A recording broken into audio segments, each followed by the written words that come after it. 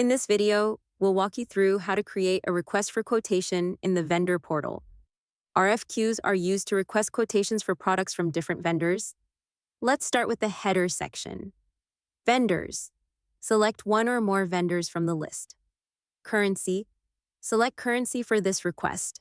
You can change it if needed. Delivery date. The expected delivery date for the goods. Last submission date. The deadline for vendors to respond. Site. The location receiving the goods. Department. The department raising the request. Requester. The person raising the requisition. Link to the site and department. Status. Defaults to draft. Change it to sent when you're ready to send it to vendors. Now for the line items. Select the required products from the list. Enter the quantity for each item. You can add multiple products. Once all details are filled in, click Save. The RFQ will behave according to the selected status, draft for internal review or sent for vendor communication. And that's it.